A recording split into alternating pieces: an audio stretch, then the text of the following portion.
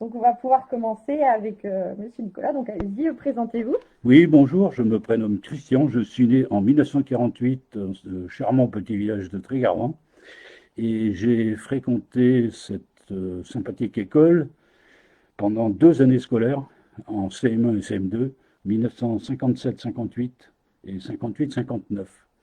Ensuite, en 59, je suis parti en sixième au lycée de Châtelain. Donc voilà, la journée d'école commençait le matin à 8h30. Le matin, nous avions classe de 8h30 à 11h30, puis une pause pour retourner chez nous manger de 11h30 à 13h30, et on reprenait de 13h30 à 16h30. L'école est située à peu près au centre de la commune en superficie, c'est-à-dire que nous avions tous en gros entre 1,5 km et 2-3 km de trajet pour venir à l'école. Trajet qui se faisait une partie sur route, une partie à travers champs. Donc nous arrivions le matin à l'école, les chaussures souvent crottées. On enlevait les chaussures, nous avions des chaussons à notre disposition et on mettait les chaussons en classe. Voilà pour le moment, si vous avez des questions à poser là-dessus, je vous écoute. J'essaierai de vous répondre. Donc, si vous avez des questions, n'hésitez pas, surtout. Vous avez grandi à la campagne et ça vous a plu, la vie d'ailleurs à la campagne J'ai grandi à la campagne et très avant, en plus on a cette chance, c'est qu'on a à la fois la campagne et la mer, parce que nous avons l'Aulne. Mm. Et donc on peut se chercher les chasser, chercher des nids dans les champs quand on était petit, et quand il faisait beau l'été, aller se baigner dans la rivière. C'était non, non, la campagne, c'était quelque chose de formidable. Et d'ailleurs, c'était tellement bien qu'après avoir passé 40 ans en ville, je suis revenu à la campagne il y a quelques années pour la retraite. Et à l'école, vous aviez un instituteur? Alors à l'école, moi j'avais donc en CM1, CM2, on avait un instituteur qui s'appelait Monsieur Pouliquin, Paul de son prénom, mais nous les enfants, nous l'appelions pas Paul, nous l'appelions Monsieur. On le respectait. C'était un très très bon instituteur, sévère, mais très humain, très sympathique. Bon, bien sûr, si on faisait des bêtises, on se faisait réprimander, c'est tout à fait normal. Et en plus, à l'époque, si on se faisait réprimander par l'instituteur et qu'on le disait en arrivant chez nous, on se prenait une deuxième, on se faisait réprimander une deuxième fois. Voilà. D'accord. Et donc, à l'école, vous étiez dans la classe, vous étiez combien dans votre classe? Alors, dans ma classe, nous étions 19. 19. Ah oui, alors donc ce que j'ai oublié de préciser, c'est que l'école était mixte, parce que souvent, les gens pensent que c'était école de garçons, et qu'il y avait école de garçons et école de filles. D'ailleurs, sur le fronton du bâtiment, les deux frontons là, qui donnent sur la route, fronton du haut, c'est marqué garçon, et fronton du bas, c'est marqué fille. Mais c'était pas garçon et fille, en fait, c'était petit et grand pour les classes et les récréations. Donc c'était mixte autrement, hein. Et nous étions 19. 19 grands, du coup. 19 grands. 19 grands. Mm. Et c'était les âges, ça allait de... Ah, mais les âges, c'était assez, comment dire, parce que l'école était obligatoire jusqu'à 16 ans. Ouais, Donc il y en avait qui étaient encore à l'école qui avaient pratiquement 16 ans. d'accord. Ouais. Et nous, bon, nous avions un avant, hein, quand on a commencé en CM1, Mm. et il y avait des grands avec nous. Mais bon, ça se passait, il n'y avait pas de problème, hein. C'était comme ça. De toute façon, Trégarvan, c'était un petit village, tout le monde se connaît. Déjà, c'est un avantage. Bon, il y avait quelques personnes qui venaient d'un peu plus loin. Il y en avait un élève qui venait de vers Argol, et puis deux ou trois autres qui venaient de Verdignolles. Mais bon, on se connaissait tous, comme c'était des gens qui avaient de la famille ici très grandement. D'accord. Et au niveau des cours que vous aviez en classe, il y avait des leçons que vous préfériez, d'autres que vous n'aimiez pas peut-être du tout. Des leçons qu'on n'aimait pas du tout, non, mais des leçons qu'on préférait, oui. Bon, il y avait les sciences naturelles, c'était intéressant avec l'instituteur parce qu'il avait sous la main tout ce qu'il fallait, les animaux pour nous faire voir, les choses comme ça. Bon, en plus, moi j'ai eu bien, je me destinais, mais plus tard, hein, donc à faire prof d'histoire géo. que j'ai pas fait d'ailleurs, mais bon. Et j'aimais bien les cours d'histoire, géographie, aller au tableau, montrer les fleuves, et les différents fleuves de France, les villes, tout ça sur la carte, ça, j'aimais bien. Mais les cours de sciences naturelles, oui, c'était vraiment quelque chose, parce que de toute façon, nous apportions à l'instituteur aussi les animaux, les grenouilles, les choses comme ça, les grillons, les choses dont il avait besoin.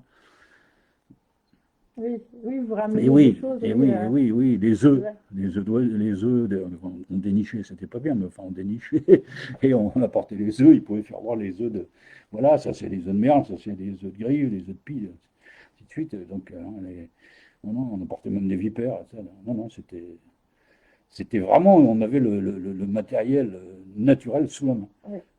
Et vous alliez aussi dans le potager scolaire Alors, le potager scolaire, donc c'est pareil, je reviens là-dessus, j'ai eu l'occasion de le dire aussi les autres années. Moi, à mon époque, le potager scolaire, il n'y en avait pas.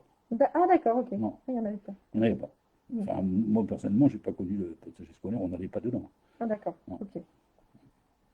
Et est-ce que dans la cour de récréation, vous jouiez à des jeux particuliers avec vos amis Alors, on pouvait jouer à ballon prisonnier, à Colamaillard, ça quand on jouait garçons et filles en même temps. Bon, Mm. sinon, il y avait l'instituteur avait installé sur le préau du haut, là, la cour des grands, il avait installé une sorte de toboggan pour des billes. C'était un jeu de billes très très intéressant et on jouait souvent, les garçons jouaient. Bon, là, il y avait que les garçons à jouer, pas les filles. Forcément, les filles faisaient autre chose. Je ne me rappelle plus ce qu'elles faisaient comme jeu, mais elles Oui, faisaient autre chose. Et bon, sinon, on faisait des jeux en commun. Mais que les grands, hein, parce que les petits étaient dans leur cour, ils jouaient pas. oui, ouais. Oui, les grands jouaient aussi avec les grands et les petits avec les Et les petits. petits, voilà. Ouais. Et pour la pause déjeuner, comment ça se passait à Alors, votre pour la époque? pause déjeuner, nous rentrions tous chez nous. Enfin, je dis tous, pratiquement tous, parce que ceux qui habitaient le plus loin, si le temps était très mauvais, ils amenaient un casse-croûte avec eux, ils mangeaient leur casse-croûte sous le préau. Sinon, nous rentrions tous chez nous. Moi, j'habitais au bourg, 1,5 km. Mm. Il y a des jours où il y avait le boucher et le charcutier qui passaient, là, ils venaient avec leur camionnette, ils nous embarquaient dans la camionnette quand il pleuvait, ou des choses comme ça. Donc voilà, on faisait là, on en profitait pour faire le trajet. Sinon, c'était toujours à pied, à travers champs. Mm. On s'amusait bien d'ailleurs. On en profitait pour faire pas mal de choses, de bêtises, des choses comme ça. Pendant faire peur aux filles, pourquoi pas, c'était intéressant d'embêter les filles. Et non, non, il y a que quand il faisait mauvais, on en profitait là, quand il y avait je crois que c'était le mardi qu'il y avait le boucher charcutier. Et ils nous embarquaient chacun dans leur camionnette. Le charcutier avait une assez grande camionnette, donc on pouvait aller à plusieurs dedans. D'accord. Et tout à l'heure, oui, je vous ai demandé combien vous étiez dans votre classe et dans l'école en... 19. Dans l'école en tout, je ne sais plus. Je ne sais Ouais, pas, les petits étaient plus. c'est plus nombreux. Apparemment, j'ai regardé tout à l'heure la photo dans le couloir, ils étaient plus nombreux, je Ouais. pense. Ouais. Mais enfin, à l'époque, nous étions nombreux ici. Mais bon, ça s'explique. Il faut dire que après-guerre, à Trégarvan, la population, c'était des agriculteurs et des militaires. Et des militaires Oui, aussi, ouais. énormément. Il y avait énormément de militaires. Tout le bourg, par exemple, c'était que des militaires. D'accord. Et donc, ces gens-là, les militaires, bien sûr, les pères n'étaient pas là, mais ils revenaient chez eux pour les permissions. Donc, les enfants, nous étions tous là. Il y a quelques exceptions, et j'en fais partie, parce que moi, j'ai passé le début de ma scolarité au Maroc. Mon père était militaire au Maroc, on l'a suivi là-bas. Mais nous étions très peu nombreux comme ça. Sinon, tous les autres étaient là, étaient sur place, donc ils étaient à l'école de Trégarvan. Ensuite, ma génération, à moi, nous sommes tous partis. Même les enfants d'agriculteurs, je crois qu'il n'y en a qu'un qui est resté comme agriculteur, je pense. Tous les autres ont fait autre chose, sont partis Ah oui. de Trégarvan, ce qui explique qu'il n'y avait plus d'enfants à l'école et que l'école a dû fermer. Mm. En fait, comme je l'ai déjà dit, nous sommes fautifs de la fermeture de l'école. Mais bon, trouver du travail ici, c'est pas possible. On est bien obligé d'aller ailleurs. Oui, c'est ça, ouais. Mm. Ouais. Et est-ce que vous avez des souvenirs marquants de votre passage à l'école à Trégarvan, des anecdotes en particulier, peut-être des punitions qu'on vous aurait données ou Des punitions, par les coups de règle sur les doigts. Alors il fallait présenter les doigts comme ça, et le mettre avec sa grande règle, donner un coup sur les doigts. Non, moi le bonnet d'âne, j'ai jamais eu. Enfin, je pense pas, ça ne m'a pas marqué si je l'ai eu, je crois pas que je l'ai eu. Non, sinon on fabriquait des. Pour revenir sur le trajet de l'école, on fabriquait des lance-pommes. Ceux qui ont vu le reportage Journal du Trésor de Pernod ont vu comment fonctionnait ce fameux lance-pomme, parce que j'en avais refabriqué un. Et donc on s'amusait à lancer les pommes sur les. Enfin, je dirais pas sur qui. Mais enfin, bref, c'était des bêtises. Donc, Oui, voilà. les enfants aiment bien Oui, aussi les oui, bêtises, c'est normal, oui, à n'importe quelle époque. n'importe quelle époque. Et est-ce que ça vous est déjà arrivé de faire l'école buissonnière? Je sais pas, hein, sincèrement. Mais bon, si je l'avais fait, je le dirais. Maintenant, il y a prescription, mais bon, est-ce que je l'ai fait? Je sais pas. Je crois pas, non. Peut-être. Bon, peut-être d'arriver en retard. Trouver une excuse, mais bon, l'école Bichon, vraiment rater l'école, non. Non, pas fait. Non, non. Et est-ce qu'à votre époque aussi, on regardait la propreté des mains, comme on faisait à une certaine époque, au niveau de Oui, oui, si, l'hygiène? si, si, si, il y avait quand même de l'hygiène, et puis les classes étaient propres, hein. De toute façon, là, c'est pareil, je sais plus la fréquence, mais je crois que c'est. Mais plusieurs fois dans l'année, on nettoyait la classe, hein. À la paille de fer et tout ça, c'était nettoyé. L'escalier pour monter aussi aux appartements de l'instituteur, c'était les élèves qui nettoyaient. Et ça choquait personne, c'était comme ça, hein. Bon, pareil, le matin, il y avait un tour chez les garçons. Il fallait arriver un peu avant les autres pour aller chercher du charbon dans la cave au sous-sol, au pignon là, ouest. Et d'ailleurs, elle était mal exposée. Ce pignon, il y avait souvent de l'eau, donc il fallait. Et puis c'était un peu lugubre, bon, donc, mais c'était uniquement réservé aux garçons de faire ça, chercher du charbon pour allumer le poêle. Ah Parce oui, qu'on le charbon était dans la cave. Ah oui, Ah oui, d'accord. et Ouais. on se chauffait au poêle l'automne et l'hiver. Et vous rameniez aussi du bois, une bûche de bois, ou comme ça se faisait. Bah, ceux qui avaient du bois, oui, ils pouvaient Ouais, ramener une bûche de bois pour l'insuiteur. Mais ouais. bon, il avait sa réserve, mais il y en avait qui apportaient du bois, effectivement. Puis bon, on avait pas, à l'époque aussi, c'est pareil, le cartable, ça n'existait pas. On avait ce qu'on appelle une musette qu'on mettait autour du cou. Mm. C'était nos mères qui nous faisaient ça dans du tissu. Et donc, on avait dedans les cahiers, les livres qu'il nous fallait, enfin, le matériel qu'il nous fallait pour suivre la classe. Le cartable, ça n'existait pas. Pas de cartable, pas de téléphone. Oui. C'est- C'était une autre époque, mais on était heureux, je pense. Enfin, moi, personnellement, je trouve qu'on était heureux. Oui, vous en gardez Un très bon souvenir. un très bon souvenir. Ouais. Et donc, après donc, votre scolarité à Trégarvan, vous êtes allé à Alors après ma Châtelain? scolarité à Tréhervan, donc après, donc j'ai dit le lycée Châtelain. Ouais, Après la fac de lettres à Brest. Après, j'ai fait 4 ans à l'armée et puis j'ai fini comme cadre à la Poste à Rouen. J'ai fait 40 ans à Rouen à la Poste. d'accord. Voilà. Ouais. Et je suis revenu ici à Tréhervan en 2014 pour passer ma retraite. Ouais. Et aussi pour revenir un peu sur tout ce qui est les cours à l'école, donc vous avez écrit forcément à la Ah, plume. on écrivait au porte-plume, Oui, effectivement. Ah oui. De toute façon, le stylo, je crois que le stylo a été inventé par Bic en 1960. oui, c'est ça, c'est dans les années Hein. 60, ouais. Non, Ouais, non, on écrivait au porte-plume. oui, On écrivait bien. oui. On avait un peu de l'encre sur les doigts, mais ça, c'était pas grave. Oui, puis vous en Oui, gardez un bon d'ailleurs, souvenir. ce qui me fait penser que d'ailleurs, on avait une sorte de blouse, on appelait ça un sarrau. Oui, les blouses noires. Non, Non, elles pas n'étaient pas forcément. noires? Non, non, pas forcément. Ça Non. pouvait être aussi bien des blouses à carreaux. Oui, oui, ok. Oui, oui, oui, oui, Ouais. oui. On appelait ça des sarraux et bon, c'était pour nous protéger les vêtements quand on faisait des travaux pratiques, des travaux manuels ou bien pour écrire, simplement.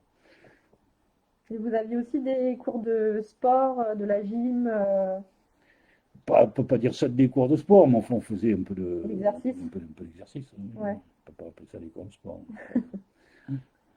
D'accord. Et est-ce que vous avez passé votre certificat d'études? Non, j'ai pas passé le certificat d'études. Moi, j'ai passé le brevet, Ouais, ouais, le bac. d'accord.